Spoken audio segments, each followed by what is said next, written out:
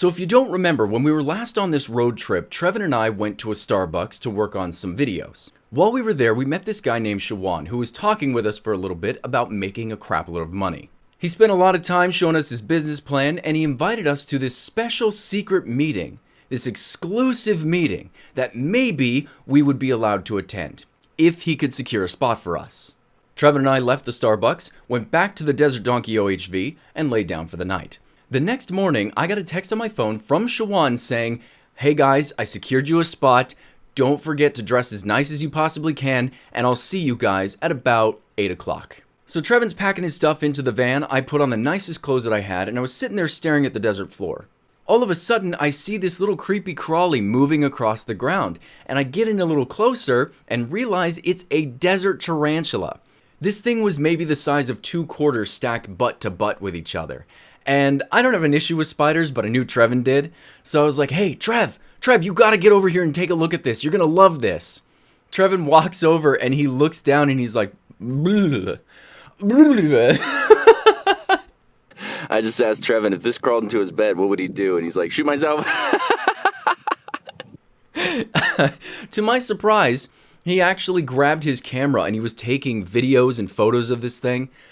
He and I actually spent about 20 minutes just capturing this thing. It was the largest spider that I'd ever seen in the wild, so it was kind of cool. Either way, Trevin and I get packed up, we're dressed up, and we're ready to roll.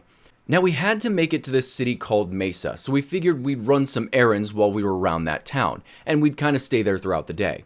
Now, the thing about Mesa that I didn't know at this point was it's kind of split down the middle.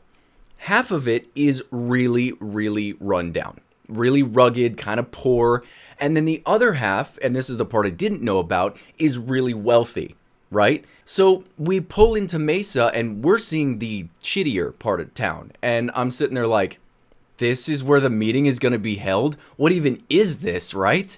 Either way, we pull into a grocery store because I wanted to pick up an oven mitt. I get out of the van and this homeless guy walks up to Trevin and I. He says, "Hey, have you guys seen a size 10 shoe just kind of around? It doesn't need to match. It doesn't need to be my shoe. I need a shoe." And we're sitting there like, "No, we haven't seen a shoe. What's going on?" He goes, "Well, some guys beat me up in the middle of the night and took one of my shoes." And I'm sitting there like, where the hell are we? So we told the guy that we'd be on the lookout. If we found a shoe, we would totally find him and give it to him. Now, Trevin told me that he had to pee, and I also had to pee. So he went over to the Burger King, and I walked into the Fry's. So I'm in this grocery store, and I'm looking for the bathroom, and I see that on the bathroom door, there's a padlock with like a number code. And I'm sitting there like, what the hell is this? I see a sign that says, "Customers are no longer welcome into the restrooms because of theft." So I'm sitting there like, well, great, okay. So I walk up to an associate and I was like, "Hey, I see the sign on the door. Look, I'm not going to take anything. Is there any way that I can get in there?" And he goes, "No. Nope, I'm not letting you in." I was like, what the hell? I went to a different associate and she did let me in. I don't know. It was just like, where are we kind of thing. It was a sketchy little area. So Trevin calls me and he's like, "Hey, where are you?" And I said, "I'm in the grocery store. I'm down the aisle looking for oven mitts." I meet up with him and I was like, "So how'd it go?" He goes, "Well, I walk into the Burger King and the bathroom was locked. You weren't allowed in. So I walked around to 3 other stores around the area and they're all locked. You're not allowed in." And I'm sitting there like, yeah, they did the same thing here. So what did you end up doing? He's like, "Well, I went back to the Burger King and I found the spot where they have the garbage cans. And I went in there because there's a big cinder block stone wall. So I went behind that, and as soon as I turn the corner and I'm behind the dumpster, I see a human shit just sitting there." He goes, "I guess this is as good a place as any. I mean, Jesus Christ." He was like, "So how was it for you?" And I was like, "Well, they did let me into this bathroom, but dude, I swear to God, it was one of the worst I'd ever seen. Like, I walked in and there was crap, and I mean crap, everywhere. They're like everywhere. The toilet paper is all strewn about. The paper towels, there's like hanging off the wall. You know those little thin sheets that you put down over the toilet if you're going to take a dump? So they didn't have any of that, but the big aluminum rack for it was thrown across the room. There was soap everywhere. It was bad. I was just like, people do not respect anything out here, it seems. And the whole town, at least this part of town, was indicative of that. Now, I thought all of Mesa was going to be kind of like this, just a crap hole. When we started driving through, and we realized that things started to get really nice. It was like there was this dredge, and there was water in there, and as soon as you pass over the little bridge, instantly it's paradise. I don't know what that was all about, but it was just instantly nice on the other side. So Trevin and I are walking around this area of Mesa, and we find this big mall. We're walking through the mall for a while. We had a lot of time to kill. And we come across this store up on the top floor that sells knives and swords. And they weren't just regular old knives and swords. They were all from animes and movies and TV shows. We found the katana from Kill Bill. They had the sword from Sword Art Online. I mean, everything that you would possibly think. And I would even ask them, I was like, okay, do you have the key sword from Kingdom Hearts? And they're like, yeah, we actually have a few of them in the back. Do you want one? And I was like, no, I was just, I'm just checking. So either way, we're walking around this store and I see these switchblades, these double action switchblades. And I'm sitting there looking at them like, that's actually not that expensive. They had these big ones for like $80. And I was asking them about them. They're like, yeah, lifetime warranty. If anything breaks, we'll just send it in. We'll fix it. We have 2 shops and we're opening more, so we're going to be here forever. Yeah, if you ever, need it replaced, we got you. So if you want that, that is a lifetime warranty. And I'm sitting there looking at it like, if I'm going to have a souvenir, that would be a nice souvenir to have. So I ended up picking one up for myself. The brand is called Cutting Edge, which is kind of cute. And, yeah, I mean, that's essentially it, Probably the nicest souvenir that I could have gotten while I was on the road. And it was my cheese cutting knife. And I guess if anyone ever broke into the van, I'd be like, what you think you're doing, buddy?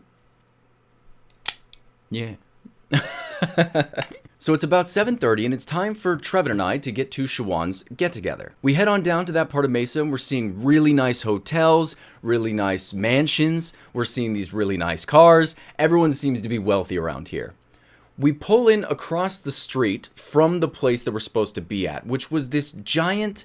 It wasn't exactly a hotel. It wasn't a pavilion. It looked like kind of a business office, but a really luxurious business office, and it was gated off. So we park across the street, and Trevin and I are just sitting in the van for a little bit, deciding if we really do want to go. We were kind of going back and forth, like, man, this is an MLM. Like, what are we really going to learn? Like, do we really want to go? This just isn't really our thing. Eventually I said, okay, look, we're here, like we may as well go in. There's no point in not going in now. And who knows, maybe it's not an MLM. Maybe it's a really cool business meeting and we're going to learn a lot from it. And if not, we have the story. He's like, okay. We get out of the van, we walk across the street, and we head over to this gate. The gate opens for us and we pop ourselves in. Now, there were a couple people already in there. They're all dressed in nice suits and stuff. And we're sitting there asking them, okay, do you guys know where the entrance is? And they're like, no, this is our first time. So we meet this woman who was by this fountain. And we're like, hey, do you know where to go? And she's like, no, I'm messaging my contact right now to see, maybe he'll tell me where to go. I was like, have you ever been to these before? She goes, yeah, I've been to a couple of these. But this is an exciting meeting. And I'm like, this one? Why is this one exciting? She's like, because today we're going to meet a millionaire. And I'm sitting there like, wait, was that it? Like, really? Like, okay, and who cares? Like, we're going to meet a millionaire? All right, fine. That's what makes this such a... Okay, whatever. So eventually her contact does tell her where to go, and we follow her. We had a little group, and we all follow her to the entrance. When we get to the entrance, there's this tall...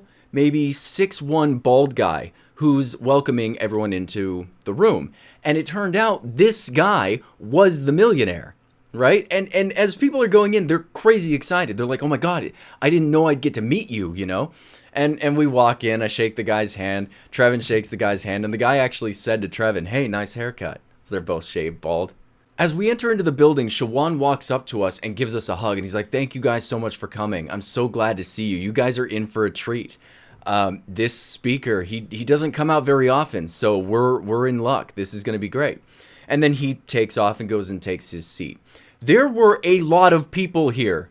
This wasn't a small get-together like he was saying. There were probably 50 to 70 people, maybe more, in this little room. I mean, it felt like more. There were a lot of people. So we sit down, And not long after, this presentation starts. The guy gets up on the stage and everyone's clapping for him and he's waving at everybody. And he starts getting into his rigmarole. Now, things were a little strange right off the bat, and unfortunately, I did not get footage of what I would love to have gotten footage of. There was a point where things were kind of culty, and it was at the very beginning. He's like, all right, everybody, what do businesses want?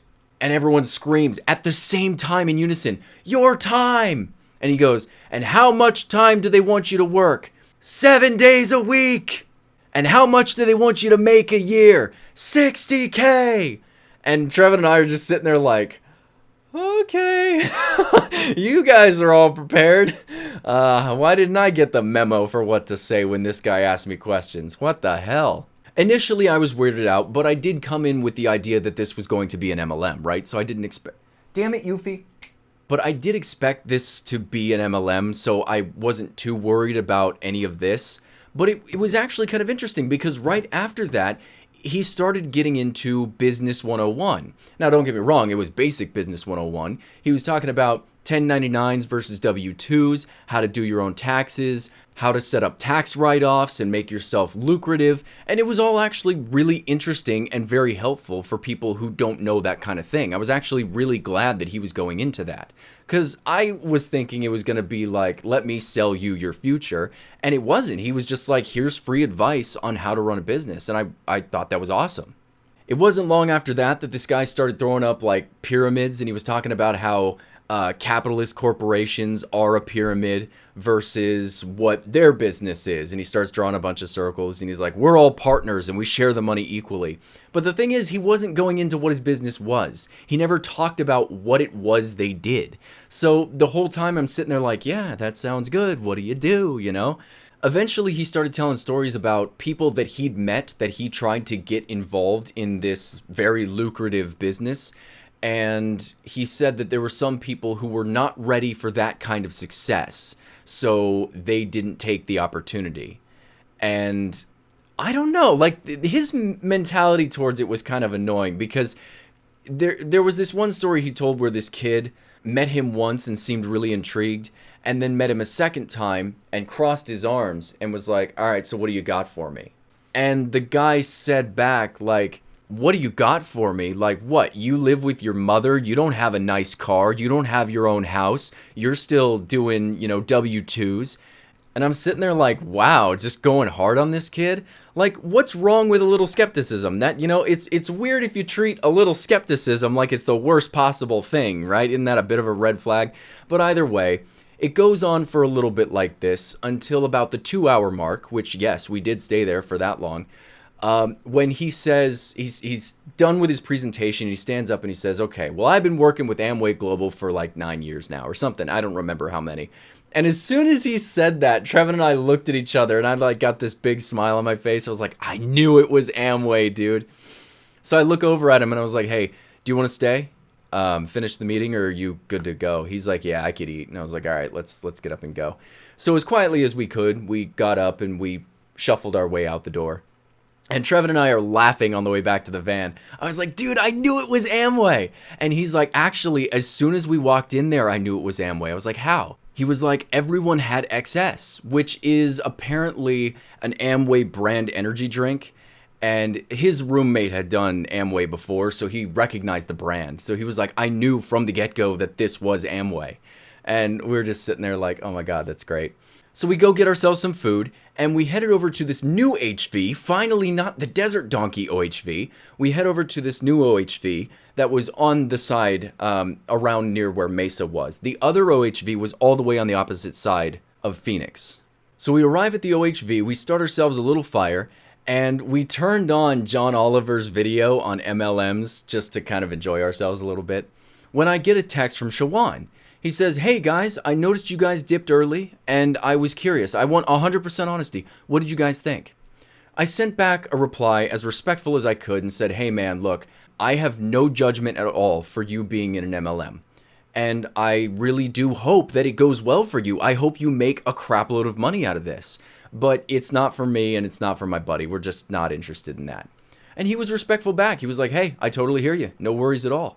The only problem was you guys left too early. I was like, well, what do you mean? He goes, well, I was going to give you guys a bunch of energy drinks and a bunch of snacks for your road trip. Are you guys staying in town? If you like, I'd like to invite you out tomorrow to hang out with my wife and I. And we'd like to see you guys before you go. I was like, hell yeah, dude. Yeah, we're totally down. We'll come and meet you. The next morning, Trevin and I woke up to a bunch of ATVs revving their engines so loud. Trevin actually, he developed a little meme for OHV members. He said people on these little ATVs, 10% of their time is suiting up and getting ready. Another 10% of their time is actually riding around. 80% of their time is sitting in the parking lot revving their engine, which is true. That's just what they do. Crack me up, man. And I was waking up intermittently while they were doing this. I kept having dreams that a giant truck was running me over. It was really annoying, but eventually I did finally get up, and Trevin and I decided, let's go up this mountain. We had a lot of time before we were going to go see Siobhan later in the evening, so let's see where this goes. So we drive up this mountain, and when we got to the top, it was gorgeous. Easily the best view that we saw the entire time on the road. We were on the top of this peak overlooking the rolling desert hills. There were big rock formations everywhere. There was actually a little campfire up there, and as soon as we got to the top, I walked down off the cliff, and I took myself a little walk, and I climbed this cliff face. There was this little rock formation, and when I sat on the top, I don't think I have any footage of this. I don't know if I could really hear it in the video. I could talk to myself, and there was an echo because the formation of these rocks. I just sat there and spoke, and this echo, it sounded like it was going on forever. So I get back up to the top of the peak, and Trevin had gone on his own little walk taking photos, and I was like, dude, you gotta go up on the top of that peak. Go over there and go talk to yourself. I swear to God. So he takes off, and I go make myself some breakfast. As soon as he got back, he made some breakfast, and we got up, and we decided to head on out, but we were definitely coming back to this spot. This was a spot we needed to come back to. Now, we decided to drive back into Mesa, even though we were only about 25 minutes away, because we wanted to be in town when Siobhan was ready to meet up. And there were some parts of the town that we hadn't seen yet, and now knowing that some of it was gorgeous, we wanted to go take a look. Well, as we're riding down the freeway, I see this big white plume.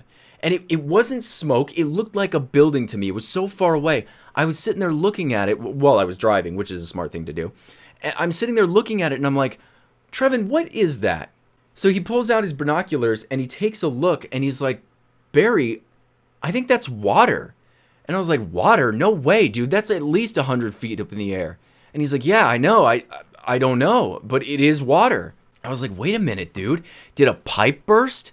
Check the news and see if maybe a pipe burst around here. He's checking the news and he's looking around. He's like, I have no idea. I was like, you know what? I'm going to stop off. I want to see this.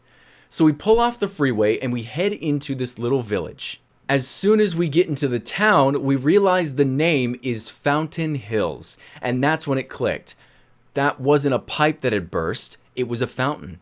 We get to this park and it's this beautiful, just this super nice little park. Like, so tasteful, everything, like the little art around it was so bougie. It was so bougie, but it was gorgeous, right? But we stop off, we pull in, and the water had already shut off by the time we got there. We jump out of the van, and we notice in the middle of this giant pond is this huge chute filling up with water, and eventually, I guess it throws it all back up into the air. So I'm walking around trying to ask people, how often does this go off? Because I definitely wanted footage of that. So I walk up to this elderly couple and I said, hey, how long does the fountain go off? And the woman looks back at me and she says, every hour on the hour for 15 minutes. And I was like, perfect. Okay, we have time. So we walked around the town for a little bit, and it was a really wealthy retirement, settle down for the rest of your life area, right? It was gorgeous. Like I said, I walked through the park for quite some time. All the homes were all modern. You know, it's not anywhere that I would want to live, but it is totally gorgeous, and I see why someone would want to live there. And I even overheard people as I was walking. There'd be like a group of people behind me, just these old people who are retiring. And this one lady would say, I totally see myself here. Yeah, I think I'm gonna move here. And I'm sitting there like, duh.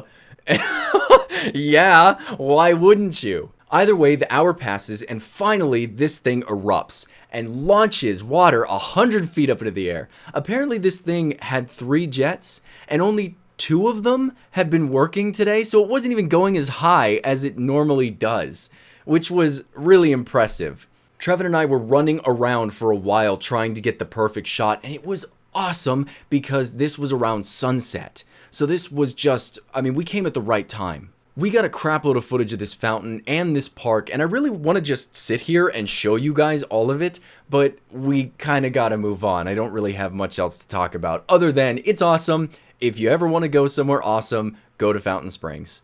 So Trevin and I get back into the van and we start heading our way to Mesa. Shawan had sent me a text and said, hey, do you guys want to meet at the exact same Starbucks that we met before?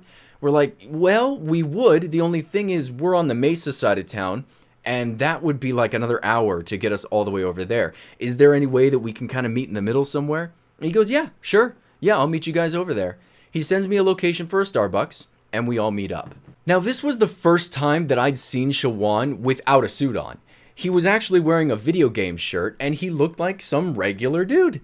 It was kind of awesome. Not once did he mention Amway, other than to give us, the goodies. He gave us a big pack of XS energy drinks. He gave us a full box of popcorn, and then he gave us a bunch of fruit snacks that are supposed to give you energy or sharpen your eyesight or stuff like that. Either way, we just sat down and we talked with each other for hours. His wife was awesome. We were going to go into the Starbucks, but it apparently had closed at 8 o'clock, so there was no way we were going to be allowed in. There was a guy in there, but he was ignoring us, so we were just like, okay, whatever. There's a Sonic just across the street. We'll go there. So we sat out there, we had some cherry limeades, and we just talked with each other. They shared stories about going to Las Vegas. They shared stories about how they met. We were telling them stories about the stuff that we'd seen on the road trip so far. I talked about Vietnam with them for a little bit, because of course I would. Eventually I was like, man, I gotta get a picture of you guys. I had a Polaroid camera, and as I met people on the road, I would snap a picture with the Polaroid camera, and then I would hang it in the van. And I had a bunch of them. I had my friends and family that I was just traveling with, and that was always great. So I wanted one of those for them. So I stand them up next to a brick wall, I take the photo, and everything was good. When Shawan's wife said, well, wait, hang on, what about one with all of us? I said, well, that would be awesome. The only thing is we don't have anyone to take the photo. We're like, wait a minute, that janitor that's in the Starbucks, let's go to him. So I walk over to the Starbucks and I tap on the glass, and he can obviously hear me, but he's ignoring me, which I understand. He probably gets a lot of people who are like, come on, man, just give me one drink. Come on, man. So whatever. We turn the corner and there's a Hungry Howie's, which is a little pizza place in Arizona. We go on inside and we ask the guy behind the counter, hey, do you mind taking a photo of all of us? And he's like, yeah, sure, no problem. I hand him the camera, I show him how it works, and he takes the photo, and we're all good. He goes, okay, was that everything? You guys want something from the menu? I was like, well, no, but, do you have anything that nobody came and picked up? He's like, what? I was like, well, do you have anything that nobody came and got? Like orders just sitting there in the oven. He goes, yeah, I do. Hang on. We close in 3 minutes. Can you wait 3 minutes? I was like, hell yeah, I can wait 3 minutes. Now, Trevin is sitting there shocked. He's like, what? We're just getting free food? I was like, dude, all you got to do is ask. He's like, I never thought that would be possible. So we're sitting there talking to Shawan and his wife for a little bit, and we're kind of saying our goodbyes when the guy behind the counter says, hey, wait a minute. You, and he's pointing at me. He's like, you look really familiar. Do you come in here often? And I was like, no, I mean, I'm not even from Arizona. Yeah, there's no reason you'd know me. Well, I mean, unless, do you know BulletBarry? He goes, that's it. You're BulletBarry. I was like, no way. He's like, yes, that's it. I was like, no way. He's like, what? Does this never happen? I was like, no, it doesn't happen. He's like, dude, I know you. Console Peasant Quotes. I was like, yeah. He's like, this is badass. Shawan and his wife are just sitting there like, what? What? Like, you just got noticed, dude? I was like, I guess I did. That's crazy. So the 3 minutes pass. Shawan and his wife are like, hey, we got to take off, and they leave. The guy behind the counter says, hey, all right, well, I've got your pizza here. We've got a pizza, we have some chicken wings, and we have some breadsticks. Is there anything else you'd like? And I was like, no, that's okay. You've already been, like, more than helpful. He's like, No, no, seriously. Anything you want. I'm going to make it right now. Anything. Seriously. Check our menu. And I'm sitting there looking up at the menu. I was like, what? Wait a minute. No, I can't do that. That feels like abusive, you know? Like, he's like, no, dude, we got a big cookie. You want a cookie? I was like, I couldn't help but laugh. I was like, yeah, all right. Make a cookie. So the dude goes in the back and he starts throwing together this giant pizza cookie and throws it in the oven. He walks back out and he's like, hey, do you mind if I get a picture with you? And I was like, yeah. He goes, all right, let me go do my hair. And he walks back and he's doing his hair and he walks up and he snaps a photo of both of us. I took a photo of him with the Polaroid camera. It was awesome. Just sitting there. He kept saying, this is so badass. So eventually our cookie's done. He hands it over to me and he goes, hey, by the way, do you want anything else? He kept asking me and I'm like, no, dude, I'm already taking too much. He's like, take a 2-liter. Go grab a Pepsi. I was like, really? He's like, yeah, do it. Go take it. I was like, all right, fine. Are you going to get in trouble? Like, seriously, are you going to get in trouble for giving all this to me? He goes, dude, people come in here all the time and just steal stuff. No one's going to know. I was like, awesome. All right, cool. So I grabbed the 2-liter and I was like, thank you so much. And he goes, hey, I want to let you know, anytime you are here in Arizona, you let me know and all your food's free, okay? I was like, are you serious? He's like, anytime, you let me know. It's like, awesome, dude. Trevor and I walked back to the van. We're laughing hysterically. We just couldn't believe it. We're like, dude, we just got free pizza and a big cookie. By the way, this subscriber's name is Santiago, and I wanted to give him a shout out because he did take care of us on the road. He's a really good dude, and I was so glad to meet him. And it was all coincidence. That was the weirdest part. You know, Shawan wanted to go to a different Starbucks, and I said, well, can we meet somewhere closer? Right? So we meet somewhere closer. The Starbucks closed, so we go over to the Sonic. We go to take a picture because his wife wanted one, and that Starbucks guy wouldn't take it. So we walk around the other side of the building, and the first building is this Hungry Howie's, and it just happens to be Santiago is inside. It was such a crazy coincidence, and it was so cool. I'm just so glad that I got to do something like that. Either way, Trevor and I wanted to get back to that mountain that we had visited earlier that day. The only problem was we were now kind of in the center of Phoenix, like farther in, and it was going to take a really long time to get there. So Trevor and I are sitting there like, okay, maybe we can't go back there. Let's just open up maps and find a spot that makes more sense, something a little closer. We open our maps, and the closest spot to us is the Desert Donkey OHV. God damn it. And don't get me wrong, I don't dislike this place. It was a really nice place, but we'd been there the whole time we were in Arizona. It was like our home now. Either way, we pack up our stuff, we head to the Home Away From Home OHV, and we stayed there for the night. Now, didn't I tell you guys that things were going to get interesting? And they remain interesting. That's the best part. This whole trip was so crazy, and really cool stuff like what just happened continues to happen. I can't wait to share them, but I gotta stop it for now. Thank you guys so much for watching. Thank you guys for being a part of my road trip, and I'll see you in the next one.